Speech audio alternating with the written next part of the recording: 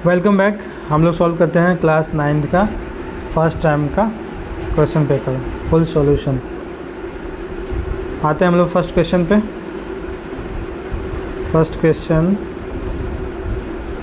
हाँ, 0.6 का सरलतम रूप क्या है? तो सरलतम रूप यानी सिंपलेस्ट फॉर्म, सबसे पहले ये रेखनी है, इसको हम लोग फ्रैक्शन में बदलेंगे भिन्न में। तो इसका 6/9 हो जाएगा, क्योंकि सिर्फ एक ही नंबर डेसिमल के बाद एक ही नंबर पर रेखनी, इसलिए जो है 1 9 नीचे आ जाएगा। और इसको फिर हम लोग कट करेंगे, 3 2 जा 6 और 3 3 जा 9। तो इसका सिंपलेस्ट फॉर्म जो हो जाएगा ये हो जाएगा ऑप्शन सी। और ये भी गलत है क्योंकि ये सिंपलेस्ट फॉर्म में नहीं है। आएंगे हम लोग नेक्स्ट क्वेश्चन पे। निम्नलिखित में कौन अपरिमेय संख्या नहीं है? अपरिमेय संख्या नहीं है मतलब कि परिमेय संख्या कौन सा है? तो परिमेय संख्या जो रूट में नहीं रहता है, रूट 4 है, 4 जो है रूट में है, लेकिन जब इसको वर्गमूल होगा तो ये 2 आ जाएगा। तो इसके बराबर हम लोग 2 लिख सकते हैं, जो एक परिमेय संख्या है, इसलिए ये आंसर हो जाएगा इसका। नेक्स्ट क्वेश्चन,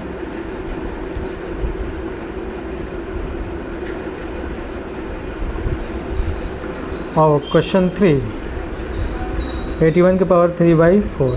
अब इसको हम लोग ब्रेक करेंगे, पावर है तो पावर ब्रेक करने पे हम लोग देख सकते हैं कि 3 का पावर 4 का पावर 3/4, 4 से 4 कट हुआ और इसका पावर फाइनली 3/3 यानी 27 हो गया।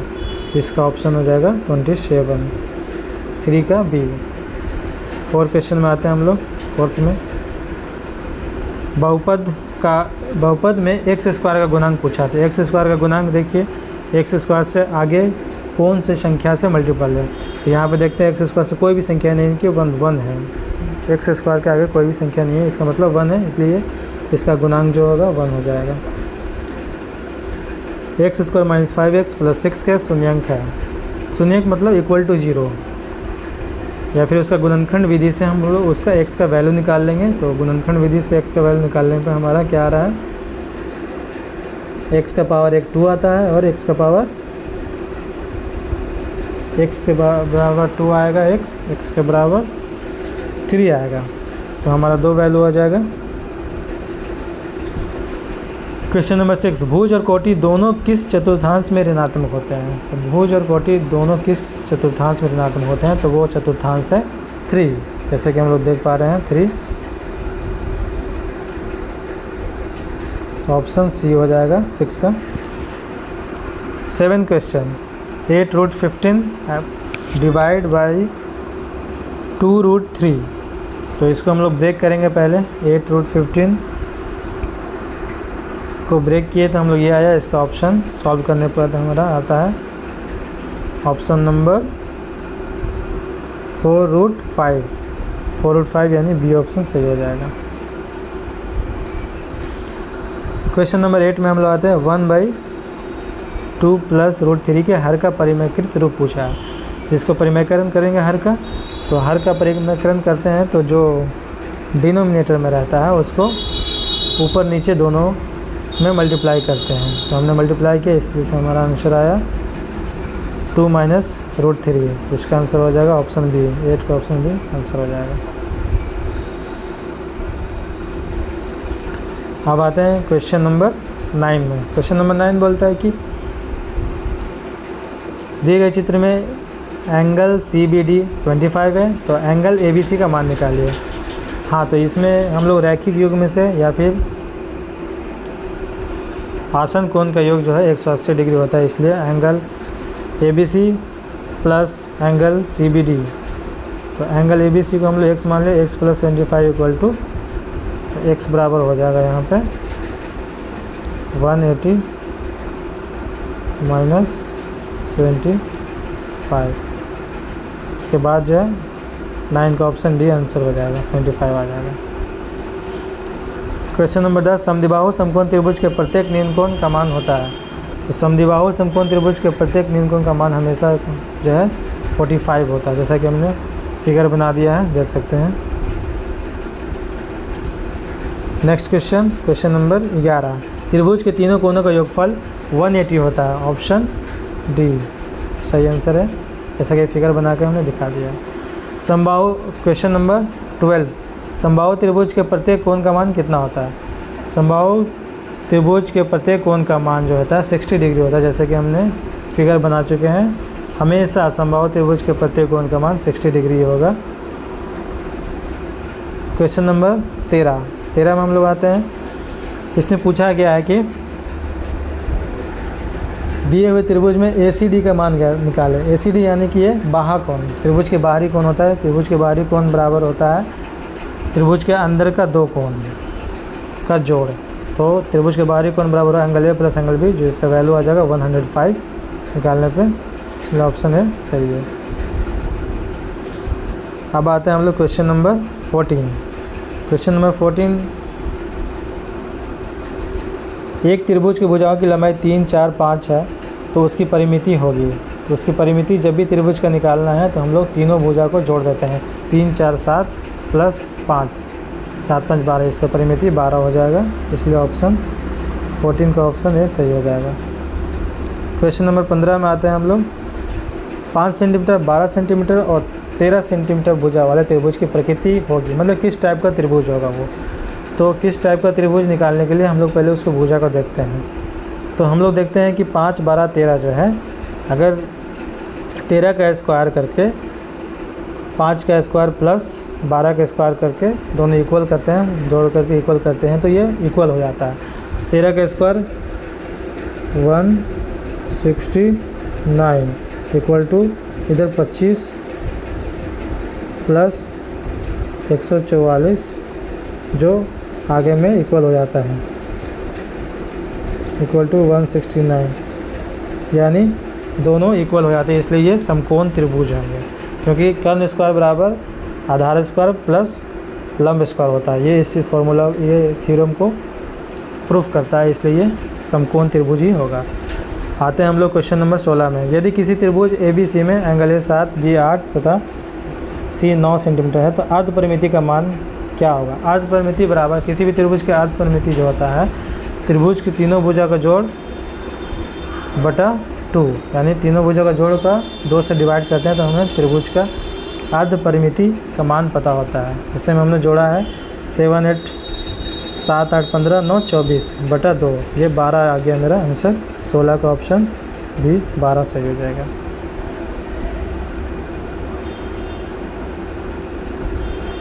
आते हैं हम लोग क्वेश्चन नंबर 17। मिलान चिन्ह के द्वारा प्रदर्शित बारंबारता फ्रीक्वेंसी को टैली मार्क से बताना, टोटल कितने हैं? तो 5 और ये 4, टोटल हमारे कितने हो गए? 5, 5, 10, 4, 14, 17 का ऑप्शन भी सही हो जाएगा। 18 क्वेश्चन नंबर, वर्ग अंतराल 36 से 40 का वर्ग चिन्ह क्या है? वर्ग चिन्ह निकालने के लिए हम लोग क्या करते हैं, दोनों A प्लस B बाई 2 करते हैं। दोनों जोड़ने के बाद 2 से डिवाइड करते हैं तो हमारा यहाँ पर आंसर 38 आया, जो इसका आंसर हो जाएगा।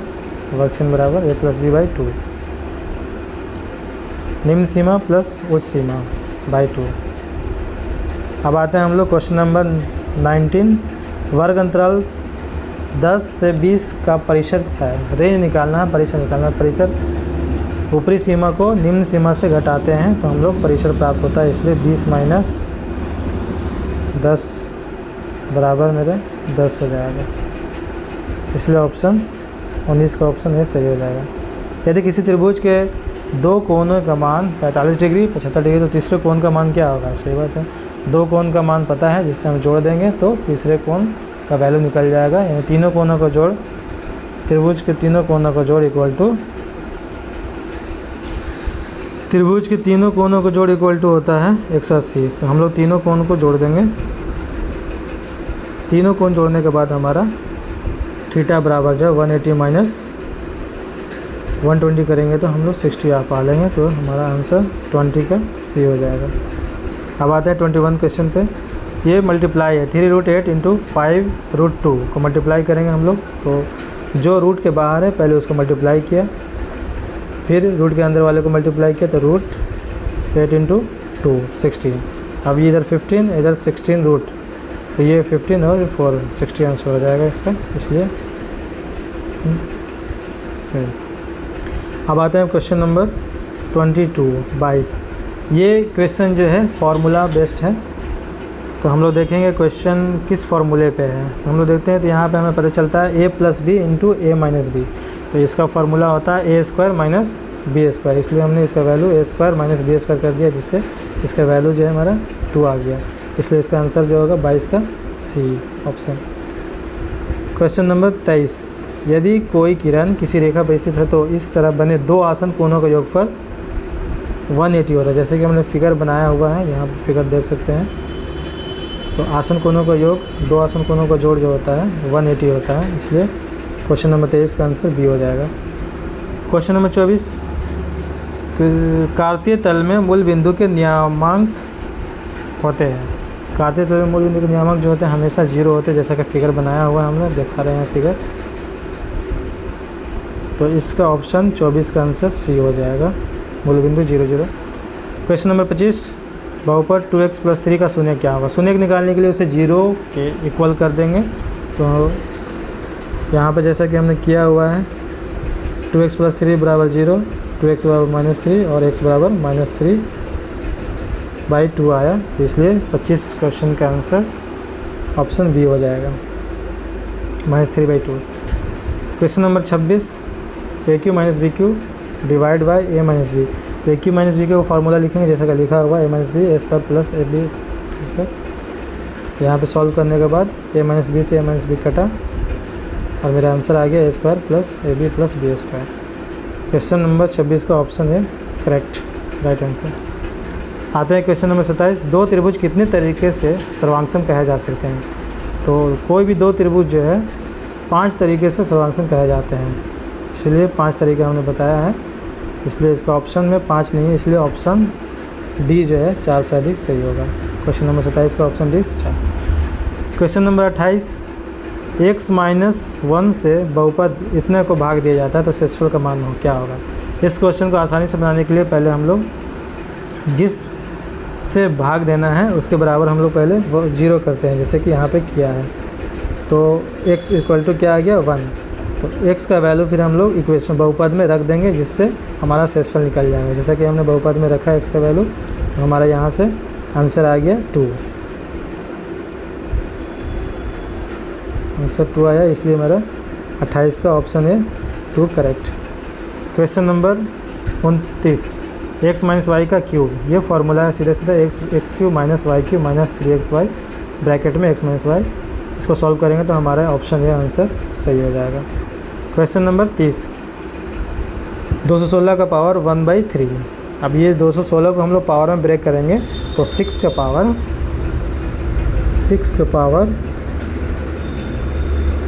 3, पहले से पावर 1/3, पावर से पावर गया तो इसका वैल्यू 6 ये आ जाएगा, इसलिए क्वेश्चन नंबर 30 का ऑप्शन सी करेक्ट आंसर।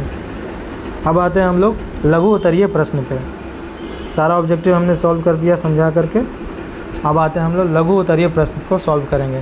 3 और 4 के बीच 2 परिमेय संख्या ज्ञात करें। 3 और 4 किसी भी 2 नंबर के बीच में हमें अगर परिमेय संख्या निकालना है या ज्ञात करना है, तो वो 2 नंबर को जोड़ करके 2 से डिवाइड कर देंगे। जैसा कि 3 + 4/2 हमने किया, 2 नंबर को जोड़कर 2 से डिवाइड किया, ये एक परिमेय निकल गया। 3 और 4 के बीच एक परिमेय निकल गया। अब जो परिमेय निकला उसे या तो फर्स्ट वाले नंबर से या तो सेकंड वाले नंबर से, दोनों के बीच में एक और परिमेय निकाल देंगे, तो उसके बीच में परिमेय निकलता रहेगा। जैसे कि सेकंड में हमने ये किया 7/2 + 4/2, तो इससे दूसरा परिमेय संख्या भी निकल गया। इस तरह से आगे भी निकाल लेंगे। क्वेश्चन नंबर 2 में हम लोग आते हैं। आप परिमेय संख्या को परिभाषित करें व 2 उदाहरण दें। इसे परिभाषित करना और इसका 2 एग्जाम्पल देना है। इस क्वेश्चन को आगे बताएंगे। Question number 3। 512 का पावर 2/3। अब इसे हमें फिर ब्रैकेट के अंदर का जो बड़ा संख्या है उसको ब्रेक करेंगे पावर में। ऐसा ब्रेक करेंगे जिससे हमारा जो पावर है वो कट जाए। तो हम लोग नीचे वाला नंबर को देखेंगे। 512 का पावर 2/3 है, तो हम लोग जो पावर नीचे में है डिवाइड में, यानी कि 3, तो ऐसे पावर को तोड़ेंगे, ऐसे 512 को इस रूप में तोड़ें कि हमारा पावर में 3 आ जाए, क्योंकि पावर में पहले से 1/3 है। तो ऐसा 512 को तोड़े जिसका पावर 3 आ जाए, जिससे 3 से 3 कट जाएगा और हमारा वैल्यू आ जाएगा। तो 8 का पावर 3 और पहले से पावर 2/3 मल्टीप्लाई किए तो 3 से 3 कट गया, इससे हमारा आंसर 8 का पावर 2 यानी कि 64 आ गया सही आंसर। क्वेश्चन नंबर 4, यदि बहुपद इतना को x - 2 से भाग दिया जाए तो शेषफल ज्ञात करें। इस तरह के क्वेश्चन को हम लोग 2 नंबर का क्वेश्चन है, इसलिए हम लोग डायरेक्ट भी बना सकते हैं। तो सबसे पहले वही काम करेंगे, x - 2 को 0 के बराबर किए, इससे x का वैल्यू निकल गया और फिर x का जो वैल्यू आएगा हम लोग बहुपद में पुट कर देंगे। x का वैल्यू 2 आया हमारा, और इसे बहुपद में हमने पुट किया यहाँ पे, जहाँ पे पुट करने के बाद हमारा आंसर जो है 0 आता है, इसलिए आंसर 0 हो गया। क्वेश्चन नंबर 5 पे आते हैं हम लोग। 4x - 5 का शून्यक ज्ञात करें। तो फिर शून्यक निकालना है, तो किसी भी इक्वेशन का शून्यक निकालना है तो उसे 0 के बराबर कर दीजिए। तो 0 के बराबर करने के बाद हमारा x का वैल्यू क्या आया, 5/4, ये शून्यक हो गया। अब आते हैं क्वेश्चन नंबर 6 पे। क्वेश्चन नंबर 6 कह रहा है, हाँ, 2 समांतर रेखा है जिसे एक तिर्यक रेखा काट रही है। तो यहाँ पे हमें एंगल AGH तथा DHF का मान ज्ञात करना है। तो पहले से हमें वैल्यू दिया हुआ है EGB का, तो हमें AGH पता करना है। तो AGH हम लोग देखेंगे, AGH कहाँ पे, AGH। तो हम लोग देखेंगे AGH का वैल्यू जो है शीर्षाभिमुख कोण से है, शीर्षाभिमुख कोण से ये दोनों बराबर हो जाएंगे। जैसे कि हमने पढ़ा हुआ शीर्षाभिमुख कोण से आमने सामने के कोण जो है बराबर होते हैं। तो जिससे हमें AGH तो पता चल गया 58,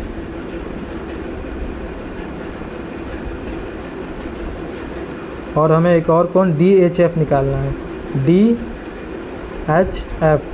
जब हमें 58 पता चल गया AGH, तो हम यहाँ पे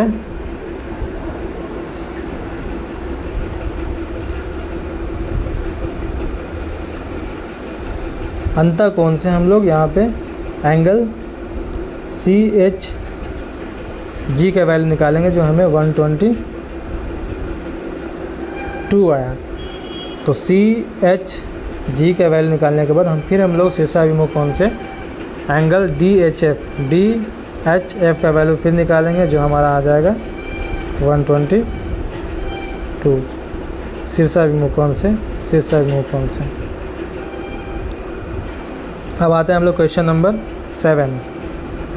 उस त्रिभुज के क्षेत्रफल ज्ञात करें जिसकी भुजाएं की लंबाई 20 सेंटीमीटर, 21 सेंटीमीटर और 29 सेंटीमीटर हो। तो हम लोग ये त्रिभुज को पहचानते हैं, इस तरह का जो भुजा रहता है वो समकोण त्रिभुज होता है, जैसे कि हम लोग चेक भी कर सकते हैं। फिर हमने त्रिभुज बनाया, इसका भुजा को रखा, तो हमारा थर्ड, और त्रिभुज का जब क्षेत्रफल पूछे तो समकोण त्रिभुज का क्षेत्रफल जो है 1/2 इंटू बेस इंटू हाइट होता है। तो उसी फॉर्मूले को रख करके हमने बेस इंटू हाइट, और इसका 29 जो होगा इसका कर्ण होगा।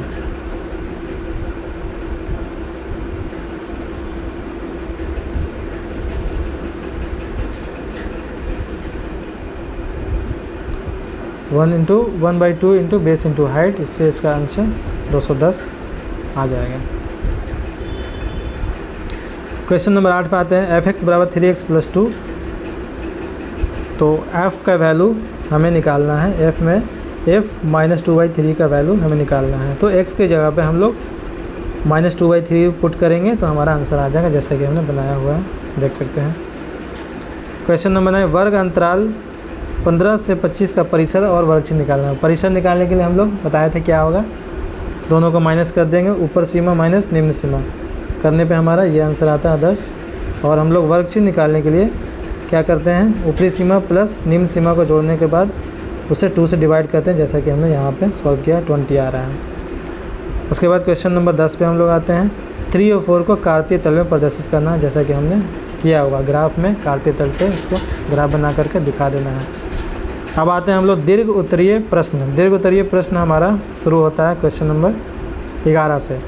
तो 0.577 के ऊपर रेखरीन है, उसको फ्रैक्शन में हमें बदलना है। तो जैसा कि फ्रैक्शन का नियम हमने बताया था रेखरीन वाले को फ्रैक्शन में बदलने के लिए, तो पहले जो डेसिमल के बाद जो भी संख्या है उसे लिखेंगे जैसा कि हमने लिखा।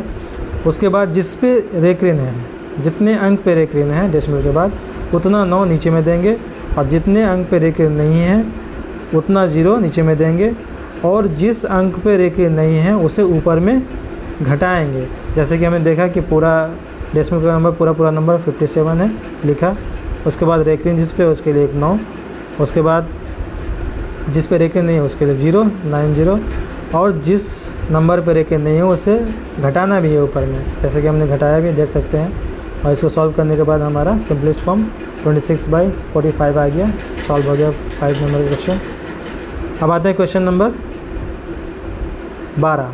यदि x बराबर 3 + √2 हो तो x² + 1/x² का मान निकालें। तो x + 1/x का वैल्यू होता है 2 इंटू बड़ा वैल्यू। तो बड़ा वैल्यू इसमें देखेंगे लगभग 3 जो है बड़ा वैल्यू आ रहा है, इसलिए 2 इंटू बड़ा वैल्यू करें हम लोग। तो x + 1/x 2 इंटू बड़ा वैल्यू करेंगे तो हम लोग का वैल्यू आ जाएगा 3 × 6। इसके बाद हम लोग क्या करेंगे, दोनों के ऊपर स्क्वायर डालेंगे, क्यों कि हमें यही वैल्यू चाहिए ना, तो स्क्वायर करेंगे इसको, और इधर भी स्क्वायर करेंगे जैसा कि हमने पहले भी कर चुके हैं। इसके बाद इसका वैल्यू जो क्या आता है x² + 1/x² 34 आ जाता है, इसलिए आंसर सही हो गया। अब क्वेश्चन नंबर 13 पे आते हैं हम लोग। क्वेश्चन नंबर 13, 2a - 3b का घन निकालना यानी कि क्यूब। तो हम लोगों ने इसे सॉल्व किया है। सबसे नीचे में 2a - 3b का whole cube, a³ - b³ - 3ab bracket में a - b। सॉल्व करने के बाद हमारा ये आंसर आ जाता है। बाकी के क्वेश्चन हमने छोड़े हैं, इसे बाद में सॉल्व करेंगे। वीडियो देखने के लिए धन्यवाद। वीडियो को लाइक करें, चैनल को सब्सक्राइब करें और अपने दोस्तों के साथ शेयर करें। थैंक यू, धन्यवाद।